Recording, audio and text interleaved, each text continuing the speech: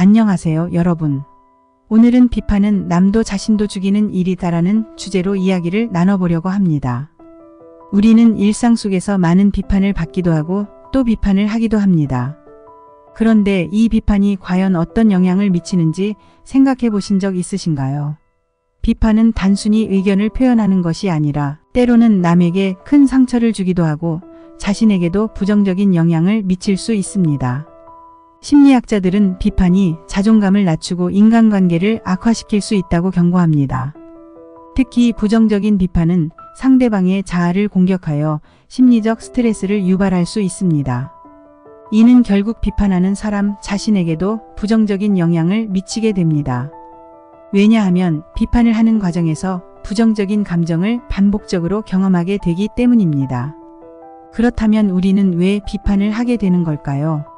사회심리학자들은 사람들이 타인을 비판하는 이유 중 하나로 자신의 우월감을 느끼기 위해서라고 설명합니다. 즉, 타인을 깎아내림으로써 자신이 더 나은 사람이라는 착각을 하게 되는 것입니다.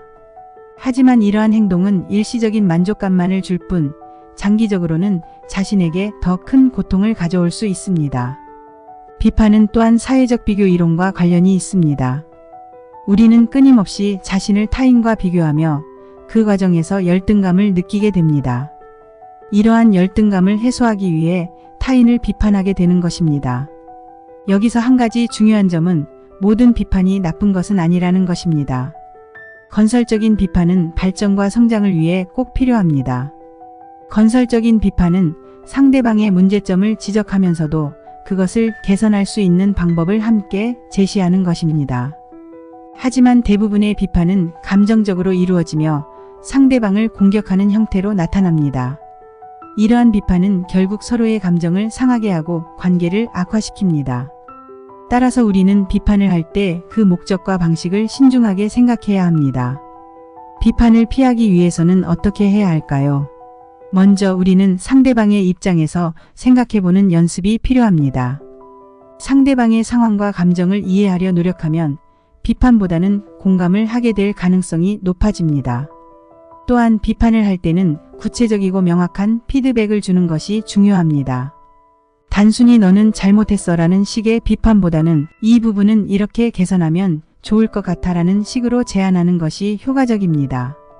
이러한 피드백은 상대방에게 도움을 주면서도 관계를 해치지 않는 방법입니다. 자신에 대한 비판을 어떻게 다룰 것인가도 중요한 문제입니다. 자신을 비판할 때는 너무 가혹하게 대하지 말고 스스로에게 너그러워질 필요가 있습니다.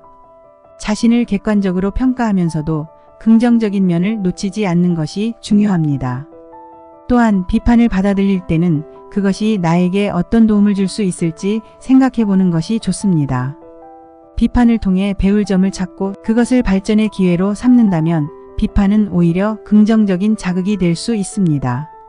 결론적으로 비판은 남도 자신도 죽이는 일일 수 있습니다.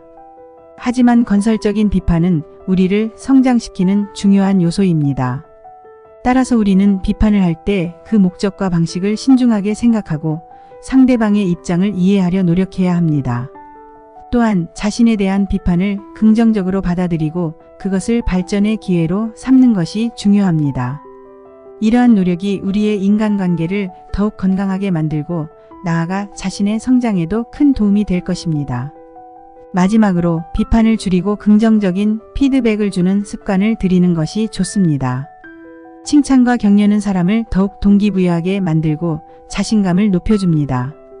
긍정적인 피드백은 단순히 기분 좋은 말이 아니라 상대방의 강점을 발견하고 그것을 인정해주는 것입니다.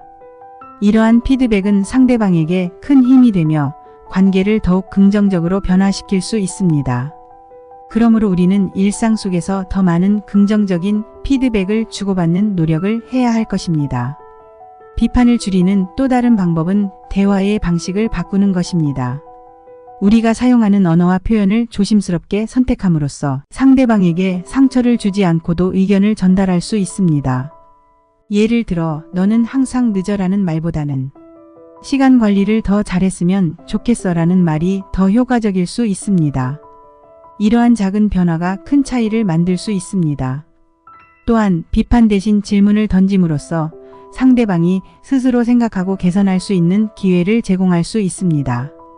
또한 우리는 비판을 받을 때 그것을 개인적인 공격으로 받아들이기보다는 발전의 기회로 생각해야 합니다. 비판을 통해 자신의 부족한 부분을 파악하고 그것을 개선해 나가는 과정이 중요합니다.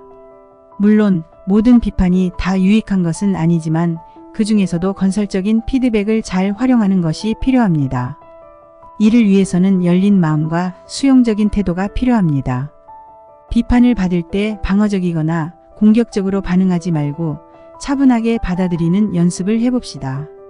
비판의 부정적인 영향은 우리가 예상하는 것보다 훨씬 클 수 있습니다.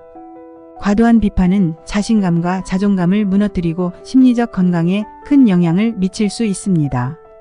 따라서 우리는 비판을 할 때 그로 인한 결과를 충분히 고려해야 합니다.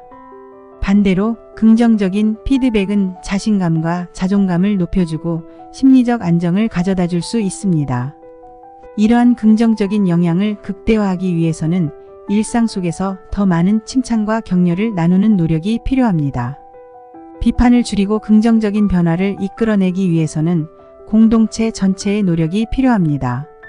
학교, 직장, 가정 등 모든 곳에서 비판보다는 칭찬과 격려를 중시하는 문화를 만들어가야 합니다. 이는 단순히 개인의 문제가 아니라 사회 전체의 문제이기도 합니다.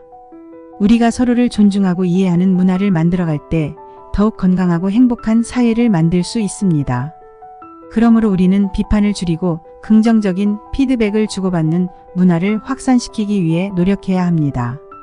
오늘의 이야기를 마무리하며 비판이 남도 자신도 죽이는 일일 수 있다는 점을 다시 한번 상기해 봅시다.